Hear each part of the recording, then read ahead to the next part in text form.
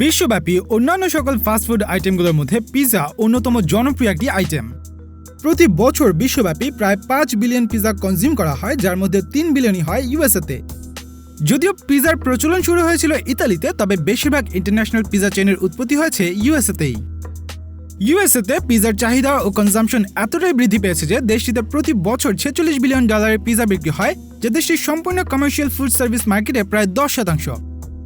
দেশটিতে প্রায় 95,000টি পিজারিয়া রয়েছে, তবে এই মার্কেটটি প্রায় অর্ধেক মার্কেট শেয়ার দখল করে আছে লোকাল ফ্যামিলি ওন্ড পিজারিয়াগুলোই, আর মার্কেটের বাকি অংশটি কভার করেছে বিভিন্ন পিজা চেইন। বর্তমানে ইউএসের পিজা মার্কেট ডমিনোস, পিজা হাট, পাপা জনস এবং লিটল সিজার্স এই 4টি প্রতিষ্ঠানই ডমিনেট করছে। এই প্রতিষ্ঠানগুলো ডিসকাউন্ট অফার, নতুন মেনু এবং এক্সিস্টিং মেনুকে রিইন্ট্রোডিউস করা এবং ফাস্টেস্ট ডেলিভারি সুবিধা দেওয়ার মাধ্যমে আরও বেশি পরিমাণে মার্কেট শেয়ার গেইন করতে নিজেদের মধ্যে কম্পিট করে যাচ্ছে।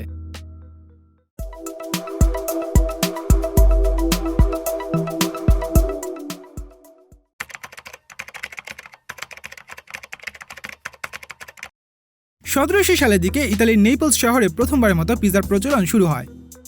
ইউরোপীয়রা যখন ইউএসএতে মাইগ্রেট হচ্ছিল, তখন লোয়ার ক্লাস, বিশেষ করে কলকারখানার শ্রমিকদের কাছে পিৎজা বেশ জনপ্রিয়তা পেতে থাকে। পরবর্তীতে আমেরিকানরা তাদের কালচারে পিৎজাকে সাদরে গ্রহণ করে এবং বিংশ শতাব্দীর দিকে পিৎজার বিভিন্ন রেসিপিকে আরও পারফেক্ট করে তোলে। 1958 সালে দুই ভাই ড্যান এবং ফ্র্যাঙ্ক মিলে আমেরিকার ক্যানসাসে প্রথম commercial pizza chain Pizza Hut প্রতিষ্ঠা করে।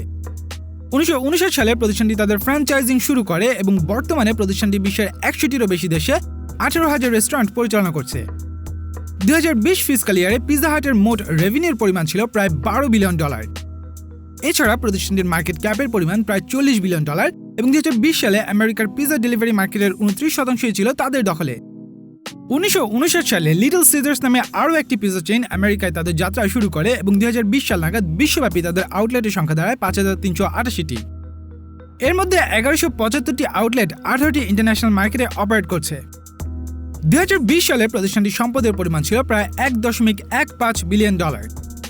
1960 সালে দুই ভাই টম মোনাহান এবং জেমস মোনাহান ডমিনিক নামে লোকাল একটি পিজারিয়া কিনে নেন এবং 1965 সালে এর নাম পরিবর্তন করে রাখেন ডমিনোস। 1967 সালে প্রতিষ্ঠানটি ফ্র্যাঞ্চাইজিং শুরু করলে 2021 সাল নাগাদ বিশ্বের 90টি দেশে তাদের আউটলেটের সংখ্যা দাঁড়ায় 18,000-এরও বেশি। 2020 সাল শেষে প্রতিষ্ঠানটির রেভিনিউর পরিমাণ ছিল $4.12 বিলিয়ন এবং বর্তমানে তাদের মার্কেট ক্যাপের পরিমাণ প্রায় $19 বিলিয়ন। এছাড়া আমেরিকার পিৎজা ডেলিভারি মার্কেটের 50% রয়েছে ডমিনোসের দখলে।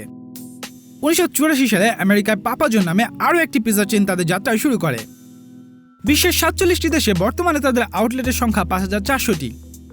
2020 সালে প্রতিষ্ঠানটির রেভিনিউর পরিমাণ ছিল প্রায় $2 বিলিয়ন এবং বর্তমানে তাদের মার্কেট ক্যাপের পরিমাণ $4 বিলিয়নেরও বেশি। বর্তমানে আমেরিকার পিৎজা ডেলিভারি মার্কেটের 21% রয়েছে পাপা জনসের দখলে। যাত্রার শুরু থেকে প্রতিষ্ঠানগুলোর মধ্যে মার্কেট শেয়ার নিয়ে কম্পিটিশন চলছে। প্রতিটি প্রতিষ্ঠানই তাদের প্রোডাক্ট এবং সার্ভিসের ডিফারেন্সিয়েশনের মাধ্যমে কাস্টমারদের অ্যাট্রাক্ট করার চেষ্টা করে গিয়েছে। পিৎজা হাট শুরু থেকে ডাইনিং এক্সপিরিয়েন্সের জন্য তাদের কাস্টমারকে এনকারেজ করে এসেছে। অন্যদিকে ডমিনোস তাদের কাস্টমারকে টেক আউট এবং হোম ডেলিভারি সার্ভিস দেওয়ার প্রতি বেশি ফোকাস দিয়ে এসেছে। এছাড়া Papa John's family oriented traditional pizza experience offering এর দিকে বেশি নজর দিলেও লিটল সিজার্স মূলত অ্যাফোর্ডেবল প্রাইসে কোয়ালিটি প্রোডাক্ট অফার করে এসেছে। যদিও সবগুলো ব্র্যান্ডই তাদের ব্যবসায় বেশ সাকসেসফুল, তবে মার্কেট ডমিনেন্সের লড়াইয়ে সম্প্রতি পাপা জন এবং লিটল সিজার্স এই যুদ্ধে অনেকটাই পিছিয়ে পড়েছে। অন্যদিকে ডমিনোস এবং পিৎজা হাটের মধ্যে মার্কেট ডমিনেন্সের প্রতিযোগিতা এখনও চলছে। কাস্টমাররা সফট গার্লিক এবং cheesy traditional oven baked pizza এবং ফাস্টার ডেলিভারি সার্ভিসের জন্য ডমিনোস চুজ করলেও অনেকেই আবার পিৎজা হাটের অথেন্টিক চিজি টেস্ট, ক্রাঞ্চিনেস এবং সফট টেক্সচারের জন্য প্রিফার করে থাকে।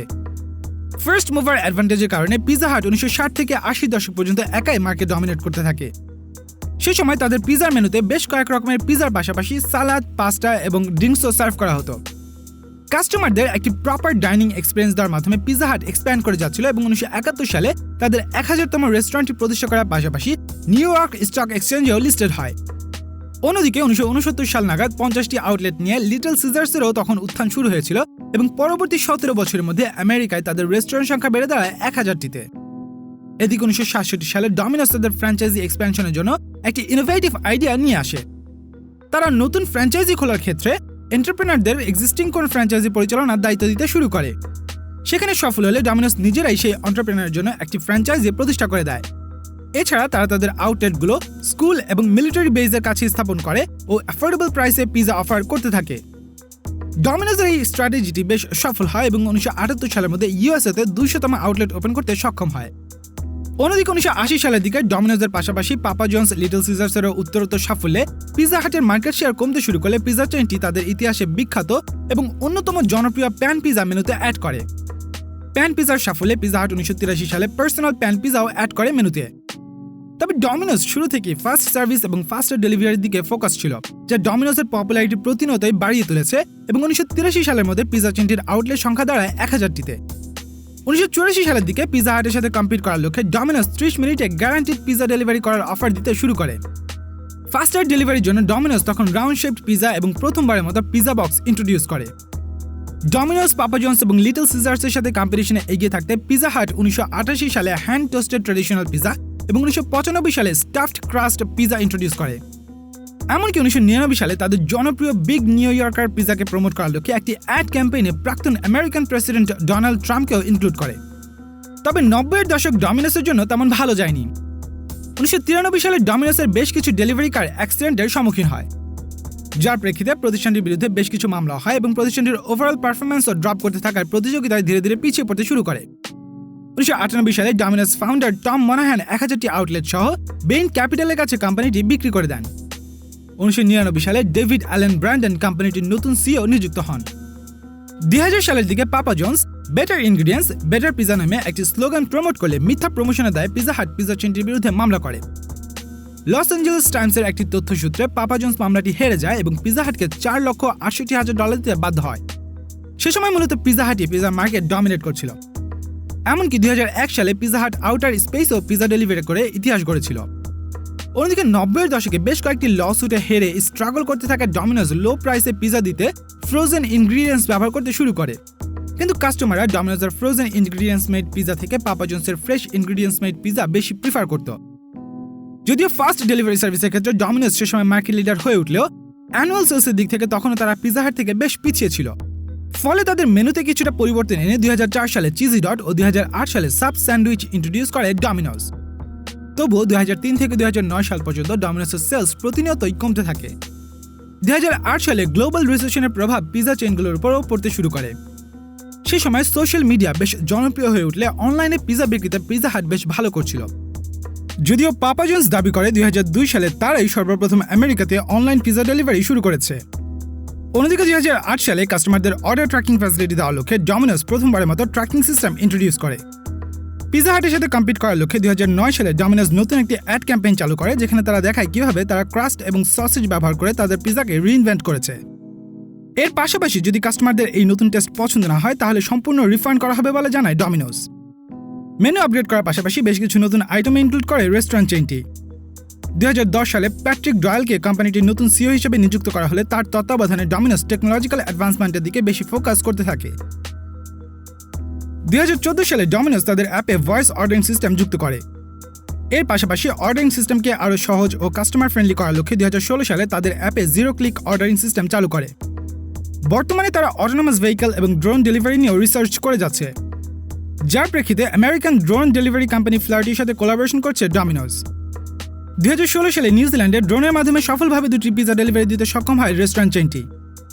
2018 সালে রিচ অ্যালিসনকে কোম্পানিটির নতুন সিইও নিযুক্ত করা হলে পরবর্তী বছর কাস্টমারদের লয়্যালটি প্রোগ্রামের জন্য ডমিনোজের অ্যাপে আর্টিফিশিয়াল ইন্টেলিজেন্স এবং জিপিএস ট্র্যাকিং প্ল্যাটফর্ম যুক্ত করা হয়।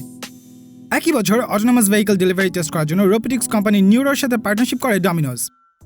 এই কোলাবোরেশনটির মাধ্যমে ইতোমধ্যে তারা আমেরিকার হিউস্টনে সফলভাবে ডেলিভারি দিয়ে যাচ্ছে। 2019 সালে ডমিনোজের টোটাল সেলসের 65% আসে তাদের ডিজিটাল প্ল্যাটফর্মগুলো থেকে। অন্যদিকে টেকনোলজিক্যাল ইমপ্রুভমেন্টের জন্য 2017 সালে $130 মিলিয়ন ইনভেস্ট করে পিৎজা হাট। এছাড়া পাপা জনসের কাছ থেকে আমেরিকান ফুটবল লিগ NFL এর স্পন্সরশিপ অ্যাকোয়ার করে নেয় তারা। কিন্তু ফাস্ট ডেলিভারি সার্ভিসের দিক থেকে তখনও পিৎজা হাট বেশ পিছিয়ে ছিল এবং 2020 সালে পিৎজা হাট তাদের আমেরিকান ফ্র্যাঞ্চাইজিগুলোকে দেউলিয়া ঘোষণা করে।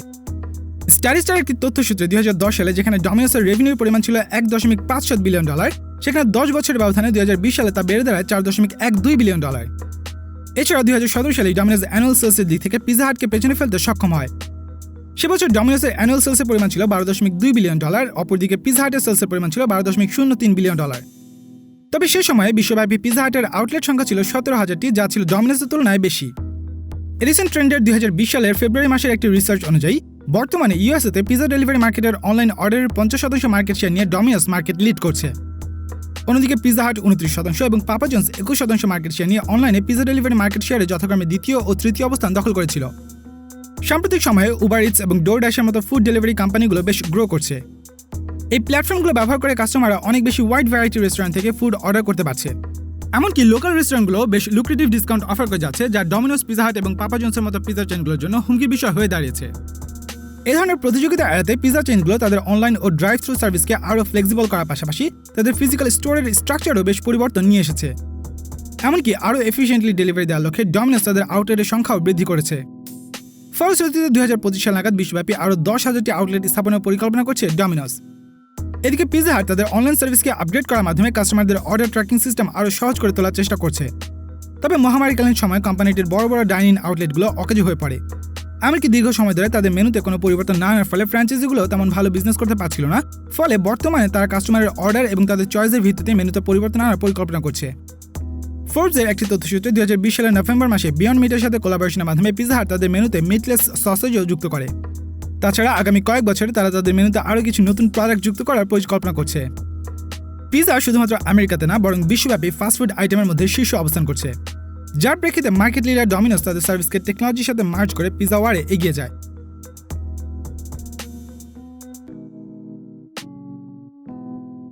ভিডিওটি নিয়ে আপনাদের প্রতিক্রিয়া জানিয়ে দিন কমেন্টের মাধ্যমে। আমাদের ভিডিওগুলো যদি আপনার ভালো লেগে থাকে তাহলে শেয়ার করুন সোশ্যাল মিডিয়ায়। আপনার ফিডে নিয়মিত আমাদের ভিডিও দেখতে চাইলে সাবস্ক্রাইব করুন চ্যানেলটি আর নোটিফিকেশন পেতে ক্লিক করুন বেল আইকনটিতে। বিজনেস ওয়ার্ল্ডের বিভিন্ন বিষয় নিয়ে ডিসকাশন করতে এবং তথ্য দিয়ে আমাদের ভিডিওতে কন্ট্রিবিউট করতে জয়েন করতে পারেন আমাদের ফেসবুক গ্রুপে।